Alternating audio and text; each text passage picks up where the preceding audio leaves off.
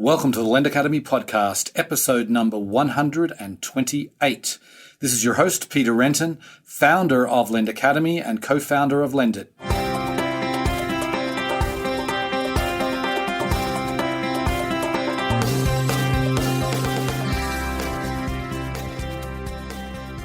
Today's episode is sponsored by AlphaFlow.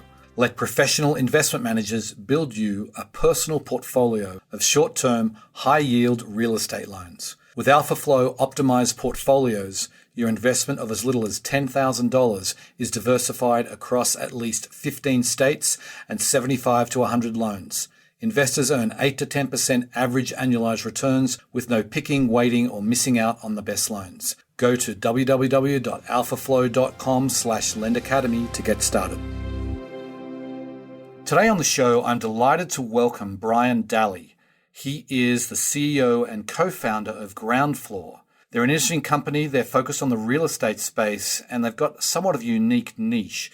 They are really focused on non-accredited investors, and they have made it a very simple and easy offering with the lowest minimum in the industry. You can get started for as little as $10. And so they've built a business around that, but they're now scaling. They've got institutional investors coming on board now. So we talk a little bit about that kind of, the tension between the two. We talk about how they're able to scale their deal flow to bring in more deals to satisfy their growing investor base. And we talk about the future. It was a fascinating interview. I hope you enjoy the show. Welcome to the podcast, Brian. Thanks so much, Peter. It's great to be with you. So let's get started and give the listeners a little bit of background about yourself and what you did before you started Groundfloor. Well, before this, I started a wireless carrier, a disruptive carrier that some of your listeners may have heard of or used, called Republic Wireless. Mm-hmm. But that was after about 20 years. I did my first startup about 20 years ago while I was in law school. At the time, the web was just starting to happen, and I wanted to figure out how to write code for a website. So 1996, there I was, going to law school by day, writing code at night, and I got bitten by the bug and have been doing that in Silicon Valley, in the wireless industry, Silicon Valley, London. I did a mobile gambling startup in London that was funded by Bessemer Ventures for a few years. And, I have just, been on a founding team or a early stage executive, worked for a couple of public companies along the way. But the whole time I've always thought of myself as a founder. And with Groundfloor, we're taking what we did with Republic and getting the band back together and doing it again in a different industry. Okay. So then let's just go back to the very beginning then. Where did the idea come from for Groundfloor, and when did you actually get this thing off the ground? Well, actually, Groundfloor, although it's not a wireless company, obviously, it's in finance, came out of our experience with Republic Wireless. And we started to wonder, as I left Republic Wireless and, as part of a larger company and couldn't work in wireless anymore because I had a non-compete, I started to think about how we could take some of what we did in wireless and apply it to a new industry. And I had the good fortune of meeting Nick Bargava, my co-founder, 5 years ago. As we started to brainstorm and get to know each other, it turns out we shared some ideas about how a network for capital formation could be built, how we could reformat capital formation. And, Nick had just come off of his work with the Jobs Act, working on Title III. He had a background with FINRA and the SEC. And, we each had a long time interest in sort of personal finance and investing. So the idea really came out of imagining what capital formation could look like if it were built like the internet. And that was the genesis of the idea. And we realized that creating a mass market financial product was the right place to start with that. Okay. And then why did you choose real estate specifically? Well, we actually had about 20 or 25 categories, sort of asset classes that we were looking at when we started. And we realized two things as we looked at the asset classes. Some of them were real estate, some of them were not. We knew that we needed an asset class that people understand. And if you compare something like Lending Club or Prosper to Groundfloor, the great thing about what we do is at some point, at any given point, 60% of Americans are homeowners and they understand the asset class. People can watch a house flipping show and understand how to do a house flip. So we wanted an asset class that people could understand, not something exotic. We also, as we did customer discovery with investors, with individual investors, we realized that the gap for self-directed individual retail investors, the gap in the market was there's no debt product that's short-term, high yield. And when I say short-term, it's 6 to 12 months. And when I say high yield, it's commonly 10 to 12%, if not more. There was no product like that was available to retail investors. And we asked ourselves, what if the stock market were set up so that you could invest in stocks, but only through a mutual fund, or only through an index fund, and you couldn't buy individual stocks. And when we looked at the market for private investments for the non-accredited 95% of investors, that was the state of play. And so we set out to fix that and found that real estate was, in the particular sub-asset class that we're in, was the perfect place to start as a beachhead market. Right. So fix and flip is your primary focus today? That's our beachhead market, right? And that's because these loans are small balance loans that, when we started, Peter, we were only operating in one state and had a couple hundred investors participating on our platform that we acquired on Facebook. And so we needed a small balance loan that a couple hundred people could finance. Right. It used to take us, 30 days to fund a $50,000 loan. Now we routinely sell out of a $150,000 loan in minutes. Mm-hmm. So it's a different ballgame at a different scale. But at the time, we were really looking for something that was small balance, short-term, high yield, and fix and flips were certainly that. Right. And so how many states do you operate in now? Well, we lend in 27 states, notably not California, and we offer securities in 9 states, represent about a third of the U.S. population. Okay. One of the challenges when you're setting up these platforms is actually sourcing the deals. Doesn't sound like you have a background in real estate. How did you go about that process of finding deals to put on your platform? Well, in the early days, it was personal networking, and we were fortunate to recruit some very experienced advisors, early angel investors, and ultimately executive staff who have the experience in real estate generally and the specific markets that we're addressing. The way we source today, much like everyone else in our category, is through online marketing qualification. But in this market, there's really a ton of word of mouth and a lot of repeat business. Mm-hmm. That's another great thing about this business. With a lending club or prosper borrower, if they borrow too much from you, you start to get worried about the credit risk. Borrowing frequently is part of the nature of the business for the customers we serve. Because these real estate investors, the good ones, are borrowing dozens of times per year. So there's a built-in sort of repeat business opportunity that doesn't exist in some of these other markets. And we get a lot of business from that as well. Right. So then just going back to the investors side, you've always been focused on non-accredited investors, and I presume that's still your focus today, although we'll get to institutional down the track here in a bit. But I just want to talk about sort of why and how you're approaching these non-accredited investors. Well, as I said, we noticed a gap in the market, and we stepped in to fill that gap by qualifying our offering under Regulation A. Mm-hmm. Our offering is not the typical Regulation A offering. It's structured the same way that Lending Club and Prosper are structured, just using a different set of rules. They have registered offerings. We have an exempted offering for the securities law geeks in the audience. We alone, out of anyone who's serving accredited or non-accredited investors, have 174-page offering circular on file with the SEC. We have audited financials. We have ongoing compliance and performance reporting obligations. And, that makes our product very different. And it makes our level of disclosure and the consequences for our disclosure much higher. And I think that provides a level of investor protection that is unique to Groundfloor for every investor. Right. But also obviously that comes with a cost, a much higher cost than if you're just going out to accredited investors, which some of the other platforms in the space are doing.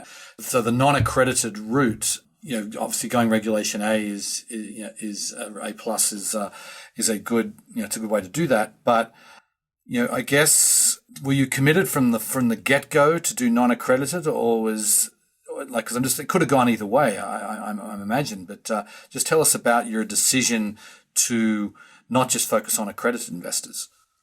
Yes, from the beginning, that was our vision. This goes back to what I said about our vision from the beginning. From the beginning, we imagined what it would look like, what finance would look like, what investing would look like if the broadest base of capital were applied to the market we're serving today and future markets. Mm-hmm. And what we realized is that the design of that network creates a very different credit product, not just because we're regulated, but also because of what we can do, the flexibility that we have, the cost advantage that we have. We realized many competitive advantages through the process of focusing on the non-accredited investor. And I think those will start to really show themselves in the next year or two with the next market cycle. But the reason we started there is because that's the gap in the market. Mm-hmm. The non-accredited 95% do not enjoy the same financial opportunity that accredited investors do. And we think that's an important gap to fill, and as well as being a strategically smart gap to fill. Right. So then what's your minimum investment per deal, and is there a minimum investment total that you can start with? The minimum investment is $10. And that's true per investment. That's the unit price of the investment, much like Lending Club and Prosper have a $25 unit price. Unlike Lending Club and Prosper, which have raised their minimum deposit, we do not have a minimum deposit today. Okay, so you can literally transfer in $10 and do one deal and you're done with it. Yes, although very few people end up just doing that. Right. On average, as you can imagine, the median and the average are much, much higher than that. But we felt that was important to allow everyone, no matter what your bankroll, to build a diversified portfolio. And so we do have people who have, a portfolio of 100 loans at $10 each.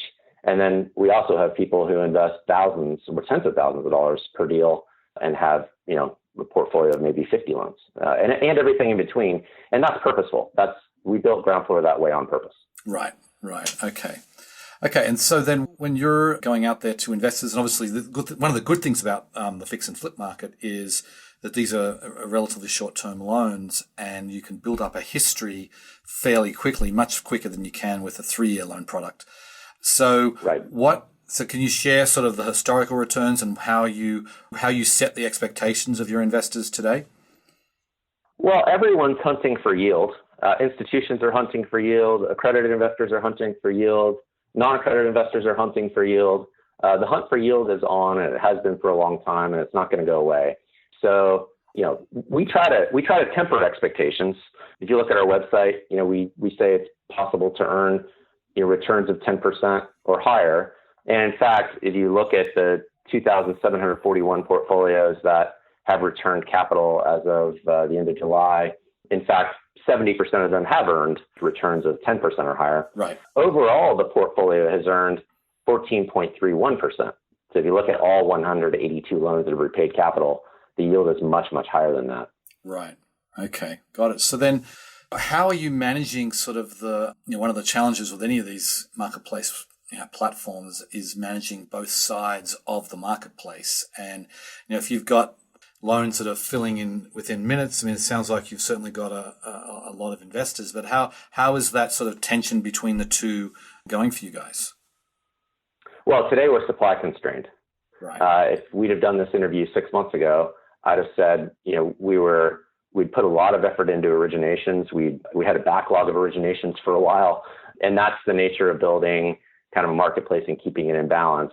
Today, investor demand is growing 15% month over month, 15 to 20%. And so we are racing to keep up with the originations. And that's why we made an announcement yesterday. Some people might see that we have launched our origination network, where we're now working with third-party brokers for the first time. Mm-hmm. And I think we're focused on scaling the origination side of the business now. Right. That makes sense. So you're in 9 states for investors, and it sounds like, you're not going to expand that until I imagine, get more supply. Is that fair to say? That is the priority, although we have been actively in discussions with the SEC about expanding to a tier 2 offering. And as soon as we catch up to supply, that'll be our next move. In fact, we've already started that process, and so that when the time comes, we're very eager to open it up nationwide. Right. I just think we have a responsibility to our current investors to make sure that we're meeting their demand, before we open it up. Right. Well, if you can keep those returns happening for investors, I imagine if you open up nationwide, you will be inundated with new people wanting to put in money. But anyway, just wanted to move on and talk about sort of the competitive market. It's as you say, real estate. I love real estate. I think it's a great asset class because I said you can explain it to a 6-year-old and they can understand the product. You can't do that with some other products in this business. But given there's lots of companies doing fix and flip, there's lots of companies doing other areas of real estate.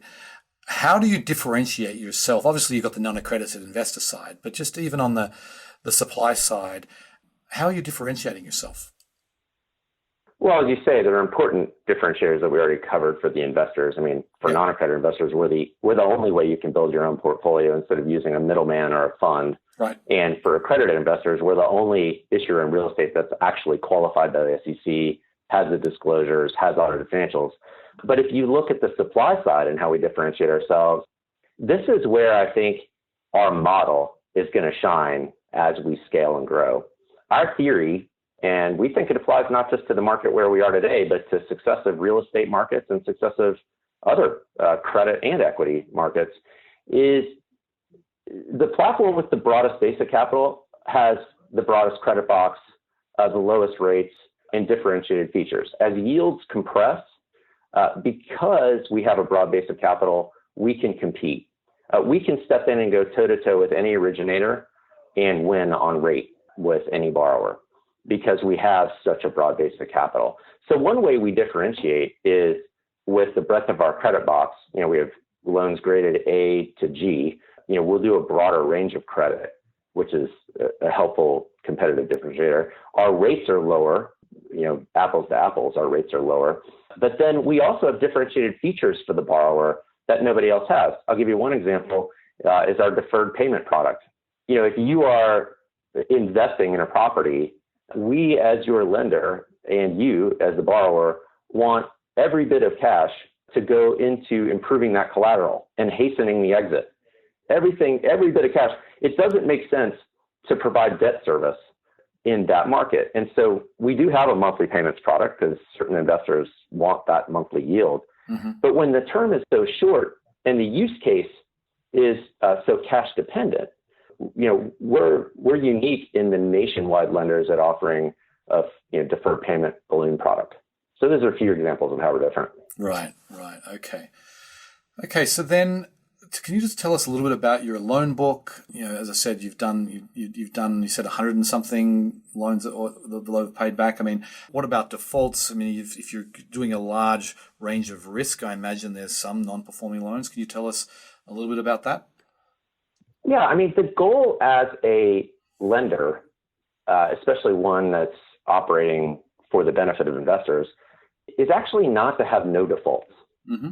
You'll hear the executives from Lending Club say this all the time. The goal is to have net returns that are in line with the risk and, to make sure that the grades correspond to losses and that the losses are controlled and predictable. Mm-hmm. We're achieving that. So our book is performing well. We have, in real estate, the term default means something different from what it might mean in consumer. We often use, as any asset manager would, we will declare default as a tactic, in real estate lending to bring about a better result. So default doesn't necessarily mean you're not going to get paid. And in fact, in over 90% of the cases where we declare default, there's full principal and interest and often penalty interest heaped on top of that. Right. So people learn to actually like defaults in the real estate business.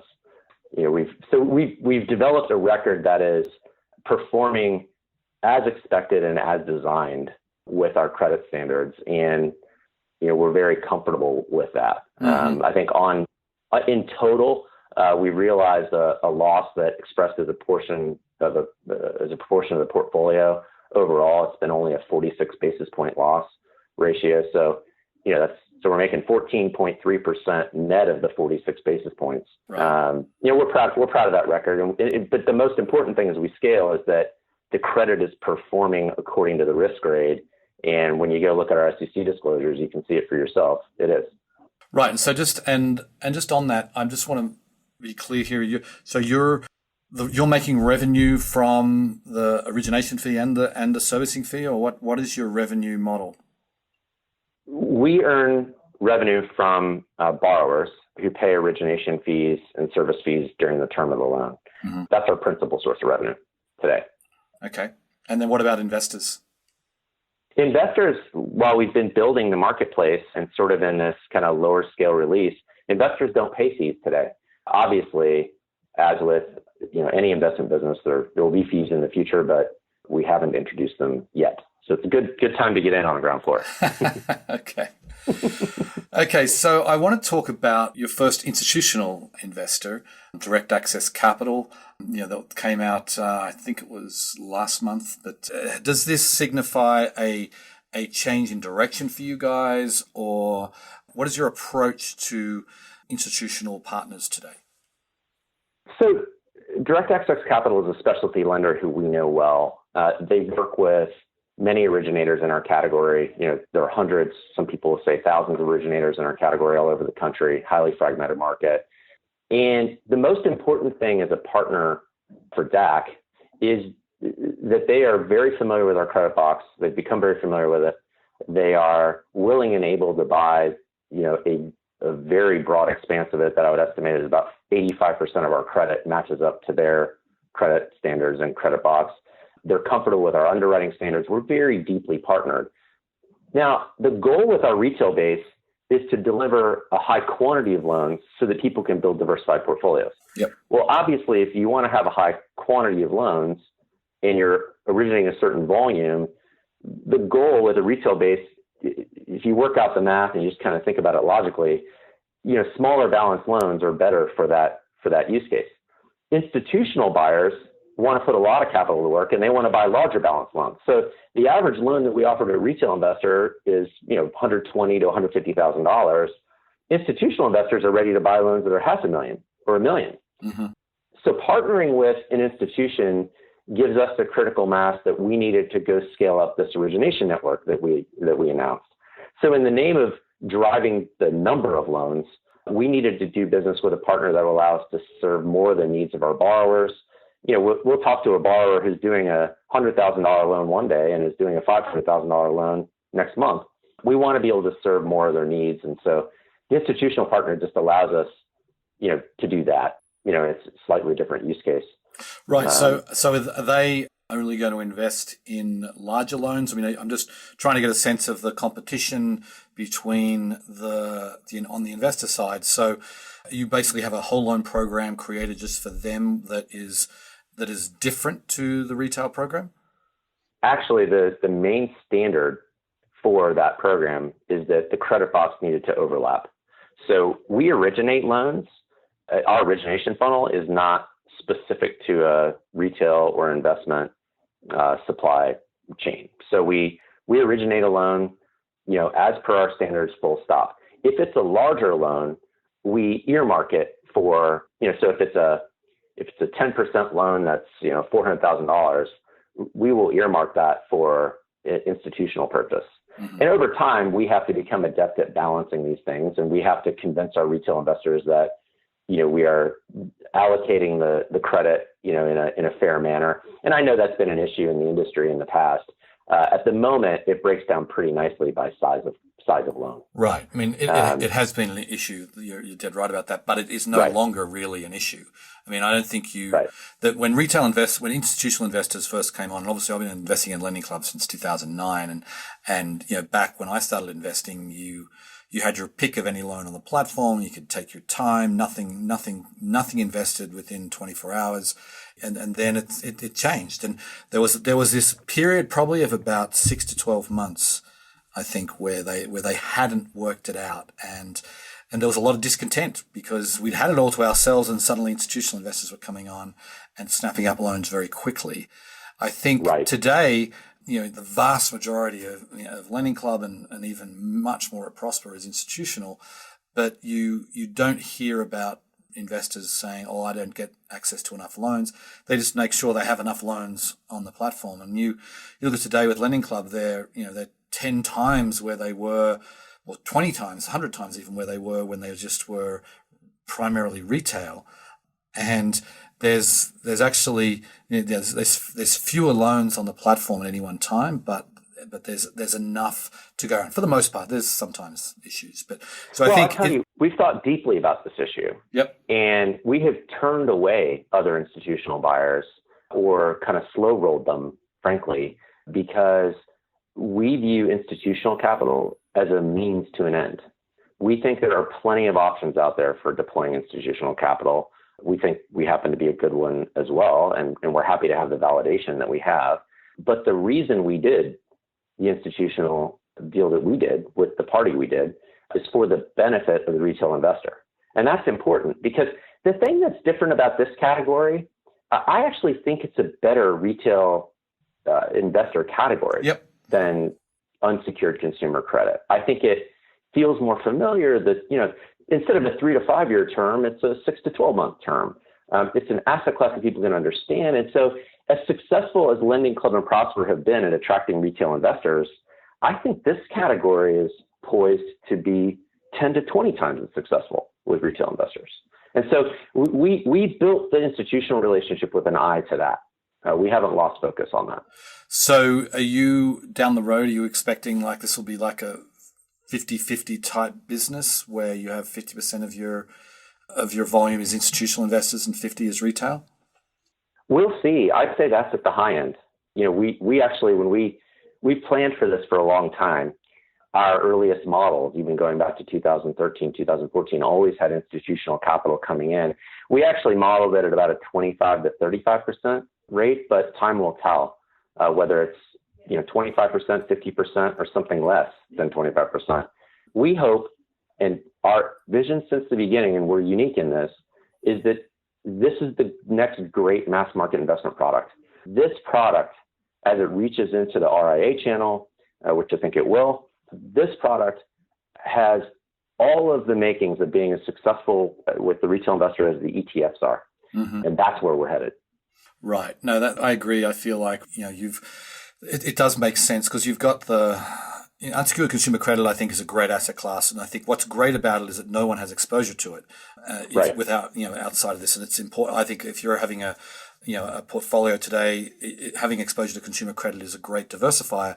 Now, a lot of us have exposure to retail, to real estate, but we don't have exposure to fix and flip real estate unless we're actually in that business. And, I don't even know, I don't think there's fix and flip, publicly traded funds out there. I feel like this is it's still it's relatively new product from the investor side of things, and I think it has got a lot of room to move. And and even if there were, we feel strongly that philosophically there ought to be an option for everyone to participate directly in the asset class, not just through a fund. I mean, funds are useful and important, obviously, but we think this market and other markets benefit from an approach that involves retail investors directly. Yeah. And that's why we started Groundfloor, is to explore that and build on that idea.